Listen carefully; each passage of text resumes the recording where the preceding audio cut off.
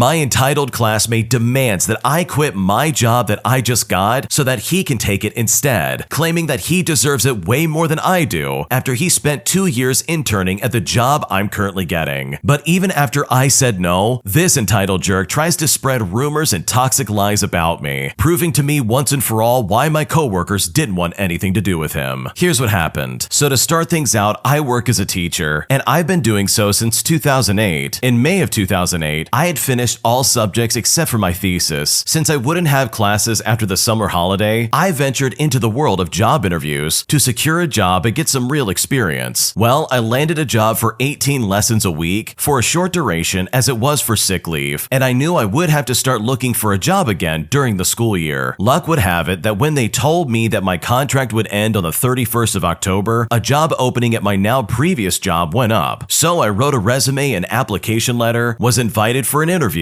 and within 2 days I got a call letting me know that I got the job. I was so excited. This job started with a temporary contract that could turn into a fixed-term contract. Then, a week after I got hired, I got a call from a classmate from college. He asked me a bunch of questions, and the conversation went in a really weird direction. He basically started grilling me about my job. He not only asked me if I got the job, but he also clarified the specific school and place that I would be working. And after I did all that, I asked him, yes, now why do you need to know that? Well, he proceeds to tell me that this school was where he has done his internship for the past 2 years, and he really wanted to work at this school. I asked him if he had sent in a job application and such, and apparently he did. So I thought to myself, oh, okay, and I did kind of start feeling bad for him. I had heard of his enthusiasm in the last couple of years, but I never really remembered the name of the school. And that's when he said something that honestly blew my mind. He told me almost verbatim that I should not accept the job and that I should let him have it instead. He said to me, I've worked there as an intern for 2 years, so I have more of a right to it than you do. He then continues his rant that he has more experience with this school, as well as the way that they work, which is true to some extent. They do work somewhat differently than others, and they are a bit more traditional than anything else. He then demanded that I call the school back and give up my job that I just got, and I honestly was blown away when he said this. At this point, my voice had left me. I didn't know what to say. He kept on ranting and screaming that I had no right, and I should have asked him first before I took the job. And honestly, at this point, this was getting out of hand. I told him I had to go, and then I just hung up the phone. Over the next couple of weeks, I got a slew of messages and emails of him basically telling me not to take the job. Well, I ended up blocking him, and I started the job. At the end of the school year, I got a fixed-term contract and asked my colleagues and team lead about this classmate. My colleagues were quite blunt that they didn't like him. My team straight up told me that my classmate was very enthusiastic, but he was very pushy. He wanted things done his way and did some other things that created bad blood between my classmate and the rest of the teachers. He also told me that my classmate had continuously called him, demanding that he give him a job. As one of my dearest colleagues said, he was a pushy piece of garbage, and you are a very good upgrade. After this incident, I never heard of my classmate ever again. He tried to slander me to other classmates, but they didn't believe him, and at reunions, he evaded me like the plague. And I'm honestly blown away by this guy's entitlement. That guy seriously is so far out of line, it's not even funny. Like, let's look at what happened here. This guy clearly burned some bridges at the place he was interning at, and this clearly left a very sour taste in everybody's mouth. Like, seriously, just look at how the other teachers reacted when the original poster mentioned this person to them. They basically said, yeah, this guy sucks and we don't want him. And honestly, with all things considered, I can kind of see why. Like, this guy was all over them, demanding a job left and right, forcing people to do things his way, while also creating a really hostile environment from the sounds of it. Not to mention the fact that this guy seriously tried to say to the original poster that they need to quit that job so that they can have it. Like, I'm sorry, buddy, but nobody's entitled to anything in life. If you wanted the job, you probably shouldn't have acted so weird. Like, honestly, how can people not understand that their own actions and their weird behavior have consequences? And it's nobody else's fault to try and mitigate that except for yourself. Like, I love the fact that this guy seriously was messaging them over and over again, constantly bothering the original poster, being like, no, you need to quit your job so I can have it. Like, seriously, buddy, from the sounds of it, they would not give you that job. It doesn't matter how long you work with them, they really don't like you. Like, how can he not understand that reality? That he left a horrible impression with these people and now they don't want anything to do with him. Like, based on what I'm hearing, I would never want to work with that. That sounds like a nightmare. So good for the original poster for still pursuing getting that job, as well as blocking this guy altogether, because this guy does not sound like a very nice person or someone you would want to be around. And based on his toxic behavior and the way he acted after he didn't get the job, it really makes sense as to why nobody likes him. If you like Am I the Jerk, you're probably going to love Am I the Genius. Check it out, link down below in the description. Also, go to AmITheJerk.com/submit if you would like to submit your own stories. My entitled husband is constantly claiming that I'm misremembering events, claiming that I never tell him anything that I want him to do, while essentially gaslighting me into questioning my own sanity. And after dealing with this for so long, I finally have decided to take notes on everything my husband says to me. And now that I have proof that he's been lying to me, he is now incredibly upset and is basically calling me a jerk for catching him in his words. And now, as a result, I'm at a complete loss and I seriously don't know what to do. Here's what happened. So I'm a 41-year-old female and I have been married to my 47-year-old husband for 15 years. Frequently, I will refer to a conversation that I've had with him previously, and he will say that I made it up and the conversation never happened. I misremember events a lot. For example, I thought I told him our children had dentist appointments on a certain date, but he said that I didn't. I could have sworn that I had that conversation. I even remember writing the appointment on the calendar on our fridge while we were talking. Well, the writing on the calendar is there, but he said we never spoke. So things like this happen all the time. Last week, I texted him to ask if he could pick our child up after school, and he responded by saying yes. Well, he did not show up for our child, and when I asked him what happened, he said he didn't know he was supposed to pick them up, and that this was yet another conversation I had in my mind or with someone else. I showed him the text message, and he got upset and kept saying I was confused, and the conversation didn't actually happen, even though I had the text message and his response in black and white. I was excited that for once I hadn't messed up and that my memory was correct. I then suggested that I begin writing down notes or doing text confirmations about future conversations, since I feel he could be misremembering things as well, now that I have proof that it is possible. Well, he got upset and said he felt like I was trying to catch him making a mistake just so I could rub it in, and that I think I tell him things but I'm either talking to myself or having a conversation with a friend and thinking that it was him. I decided I was gonna do it anyways, because the relief I felt when I had text confirmation was such a big deal. And yes, I get it. This could be a massive jerk move. Well, this morning, I reminded him of an appointment I had after work tomorrow, and that he would need to pick our child up at school. Well, as you might guess, he denied us ever speaking about it. I told him that I was 100% sure that we had talked about it at dinner on Friday night. Now, he could apparently tell that I was very confident and asked if I had recorded it or written it down, and I said I had taken notes, but only to keep my own thoughts straight. Well, he is not happy with me because he said he was not okay with me trying to trick him or try to catch him when we talked about it before. We got into an argument and I ended up crying and threw away my notepaper I had written on. Part of me wants to continue for my own peace of mind, but I also want to be respectful and not do something if it makes him mad. It just felt so nice to not feel so crazy. So honestly, am I the jerk in this situation? What should I do? I do not think you're the jerk at all for trying to keep your notes straight, as well as trying to take notes of like who you did and didn't talk to about certain things. Like you said it yourself, you're very forgetful and sometimes you get things wrong with your memory. So I think this is completely reasonable just so you can keep everything straight. And also on that note, your husband sounds absolutely awful. This guy is gaslighting you left and right just to avoid any kind of responsibility in his life. Like this guy's using your memory issues as an excuse to try and like get away with stuff. He will literally look at you and be like, we never had that conversation. And this is even after you showed him a text message that basically proved that yes, you did talk to him about this, and he absolutely should be aware of what you guys talked about. He is gaslighting you to try and get out of responsibility, as well as just to feel superior to you or make you feel stupid or something like that. Like his intentions seem really sneaky and sly, and it almost seems like a vindictive dig against you personally. So honestly, the fact that he's now freaking out that you're taking notes means that he can no longer mistreat you in the future. Like that's the only reason he got upset, not because you're catching him in his words, but because he can't now gaslight you into getting out of stuff. And I know that gaslighting as a terminology can get thrown around all over the place on the internet, but literally that is exactly what's going on in my opinion. Your husband sounds irresponsible, immature, and honestly, he really does not sound like a good father. Like this guy can't even be bothered to try and like, I don't know, pick up his kid after school. Like seriously, the fact that he wants to lie just to get out of that obligation is honestly really disturbing and just so disrespectful to you as well as your child. So truly, I don't think you're the jerk here. I think keeping notes with someone like this guy is probably a really good idea considering how he's treated you in the past. Because this guy would literally gaslight you and lie to you just to get out of taking care of his child. And in my opinion, that is absolutely unacceptable. Am I the jerk for ruining my wife's friendship after she borrows money from a friend that we absolutely cannot pay back? Here's what happened. So my wife and her friend had been friends since high school. They are pretty close, and she was a bridesmaid for our wedding. Recently, another friend invited them to go to Italy to their family's vineyard as their family was going to Spain for the month. So accommodations are free, but the flight, food, etc., that was all extra, and they left for 2 weeks. I was not aware of this trip until a month before it was supposed to happen. They booked it like 2 months out. Recently, I lost my job and had to go get another one. It pays around half what my job originally did, and before I was making about $120,000 a year, and this one is only about $66,000. My wife only has cashier experience and barely makes enough money to even make it worth it for her to work in the first place, since we do have 2 kids. My wife isn't the best with money. She does spend without thinking, and she agreed to this trip without telling me. She had to beg her mom to look after the kids after she said yes to the trip and her friends booked the tickets. Her mom is from another city and came to live with me for 2 weeks as I had to work and couldn't take care of them when I'm working. I was extremely mad at her, but allowed her to go as I know she's been depressed since the baby, and it was honestly way too late anyways. She asked her friend to cover her for the flight and she would pay her back. I knew it was hard for us to pay her friend back, but it was a non-refundable ticket. She came back from the trip very happy until her friend asked for the flights. She had spent $1,400 on the trip, not including the flight, and her friend wanted the $1,200 that was the cost of the flight that she had put onto her credit card. Now, we only have $300 left in our account and already have credit card debt of our own. We are thinking of downsizing our house to an apartment, but it's hard because as soon as landlords hear that we have kids, they don't want to talk to us anymore. It really sucks, but I told her we can't pay her friend back until I get a better job. It has been 3 months since the trip, and her friend is getting angry because she promised to pay it back and we no longer have the money. It's not like her friend needs the money back. She makes 6 figures and has a house already. I mean, she is not even struggling. I told my wife we don't have enough to pay her back, and she will have to explain that to her friend. Well, they clearly did not have a good conversation, as her friend blocked her and told their other friend about her refusal to pay her back. She cried and is mad at me for losing my job. For the record, I was laid off and I had no choice. She's also claiming that I ruined her friendship by not pulling money out of nowhere just to pay her friend. Well, when she said that, I got mad at her, and I told her to get a job herself at night because I'm trying the best I can. So truly, am I the jerk in this situation? What should I do? Honestly, I can kind of see both sides of this as to why you would and would not be the jerk here. I mean, for starters, it really does sound like she went on this trip without thinking about a budget at all. Like she couldn't even pay for her own plane ticket, and it really seems like she just didn't even care about the fact that you guys don't have a lot of money right now. You did downsize jobs, and that really does make a dent in your wallet. But also, when it comes to this friend, you absolutely should pay them back. It doesn't matter if they're rich or not, and it also doesn't matter if they need the money or not. $1,200 is a lot of money. I don't care who you are, and you all need to pay that money back because you do owe that to your friend. Like if I was the friend in that situation and 3 months have gone by and the two of you haven't made any effort to try and pay me back, I would be really upset and probably say some really mean things as well. Like you are not entitled to someone else's money just because you think they can afford it and you're somehow like jealous of their financial situation. There's just so much irresponsibility going around here, and honestly, that's not okay. So truly, if you really don't think you should have to pay that friend back, then you are absolutely the jerk in this situation. Am I the jerk for not being okay with my in-laws staying 6 days longer than we invited them for? Because right now I'm incredibly frustrated and I seriously don't know what to do. Here's what happened. So my husband's parents asked if they could spend Christmas with us. We said yes and that we are comfortable with 10 days, preferably December 20th through the 30th. I know flights can get expensive. They are flying in from out of state. So we said if they find better priced flights, that we could find some wiggle room, but they need to run it by us first. Well, 3 weeks after we said to come 10 days for Christmas, my father-in-law said they are coming for 16 days. And trust me when I say this, I am not happy. I thought 10 days was even a little bit too long and originally suggested 7, but now they just told us they are staying 16. For context, I get along okay with my in-laws. My mother-in-law has a mild case of having a personality disorder, which makes things interesting interesting, and I feel like I have to walk on eggshells. She used to decorate my house with stuff she bought at a dollar store and Goodwill. I think she doesn't like her own home, and she thinks that it's fun to decorate mine, and I don't think she's trying to be disrespectful. One time she went through my nightstand and put nearly all of my husband's items in a Ziploc bag. When I expressed how awkward and uncomfortable this was, she said that she was just trying to do a nice thing. I have many stories like this that show a general lack of discretion or understanding, and this is even with the most basic of boundaries like going through my nightstand. It was humiliating to think that my mother-in-law did that. I just never thought that I would ever have to explain that, because you know what, you just shouldn't do that. Now also, my husband's parents fight almost constantly, and this is not an exaggeration. There have been many times that I have to get my children outside and away from all the fighting because it gets scary for them. It's been a big problem, and even got to the point that we have them come out individually so we could enjoy them without all the contention. Now listen, I hear you. I know that's a lot of background information that I just gave you, just to give you an idea of how my in-laws really are. Now, because our house is large, they think that they are not in the way. They offered to get an Airbnb on the 6 extra days, but then they said they couldn't afford it. My husband goes back to work after New Year's, and my older kid goes back to school, and I have my 3-year-old and my 11-month-old with me. I'm fine leaving my kids alone with them for a few hours, but they don't do well with young kids for extended periods of time. I was happy to have them during the holidays, but now it's becoming not as exciting. They are very demanding house guests. For example, we just have to go to McDonald's, which is 13 miles away, every single day to go get my mother-in-law's special Diet Coke, because I guess McDonald's uses twice the filtered water. Sometimes she asks to go twice a day just to get out of the house. And you know what? It's annoying because we have to plan our day around when we go out just to get the special soda for her. One time when she was visiting and gas was about $5 a gallon, she went to McDonald's 6 times in 2 days. And I finally asked my husband to say something. Like, all those miles really do get expensive, and it does add up. They are getting older, they're in their late 60s, so I understand that young kids are taxing, so they can babysit for maybe 4 hours at a time before they need a break. We have looked for other flight paths, and they don't have the money to pay for them. I'm just upset that they extended their stay without asking first, and now we even have to figure all this out. I know it's a first world problem, but stuff like this always seems to happen with them, and I'm sick of it. I wish I could be gone all day, but I have 4 kids, including a baby and a toddler, and I have a lot of stuff that needs to get done. My husband may be able to take some more time off, but we just set aside some PTO to be used for us to go on a family vacation. They usually come 3 times a year and stay 7 to 10 days, and we visit them once a year at their home. I suggested to my husband to just cancel and have them come out another time, and he said that while he knows it was rude, he feels bad telling them that they can't come to our home. We got in a fight, and he said he'd do it, but that if something bad happens to his parents, like them passing away, he will always regret not spending time with them at Christmas. He says it would be nice if I could just have a good attitude about all of this. I have a wonderful husband, don't get me wrong. We are best friends and I respect him, but because his parents are so strange sometimes, it creates so much conflict. We have had a lot of wonderful memories made with his parents too, and they can be good to be around. That is why I was all for them coming around this year. I just feel it was incredibly rude to come almost a whole week longer than we said was good for us. And now his parents are mad for suggesting that they come another time. So honestly, am I the jerk for not wanting my in-laws to stay these extra 6 days? Because at this point, I'm so stressed out and I seriously don't know what to do. I've got to say right now that your in-laws sound awful. They literally invited themselves to stay longer than you were okay with. And that's really uncalled for in my opinion. Like seriously, you're going to be a guest in someone else's house. You need to check with them first and make sure everything that you're doing in their house, as well as how long you're staying there, is in line with what they want. Because at the end of the day, it's their home. You have to listen to them. Now, when it comes to the mother-in-law and the father-in-law in this story, the fact that they're so contentious and they argue all the time is honestly a giant red flag. Like, that is really not okay. They seriously can't act like normal grandparents for just a little bit of time. Like, come on, if you're gonna be visiting someone, at least pretend to put on a happy face. Leave the drama at home. Nobody wants to deal with that. That's just like really awkward. Now, with all of that in mind, and everything that the original poster basically talked about in terms of things that they're not happy about, I really do not think that they're the jerk for being upset and put out that they're staying an extra 6 days, especially without talking to you first. Like, that's what makes this entire situation even worse in my opinion. Like, sure, you want them to stick around for the 10 days that they're gonna be here, and it sounds like the both of you you are excited for it and you want that to happen. But for them to suddenly drop the news, oh, just kidding, we're gonna stay a little bit longer, all without talking to you first to make sure you can accommodate that, is completely unacceptable. I know if I was in your shoes, I would be telling my husband in this situation that he might need to use some of that PTO to help babysit the kids and basically take care of the kids in general, because his parents are clearly unable to do so. So hopefully this all gets worked out in some kind of way, because the way your in-laws are acting is completely out of line, and I don't blame you for getting upset in the slightest. When you subscribe, make sure to hit the bell to turn on notifications. To finish listening to all the stories, check out the playlist at the top of the description. And if you want some chill music to put on in the background, check out easymode. If you like Am I the Jerk, subscribe to Am I the Genius. Everything will be linked down below in the description.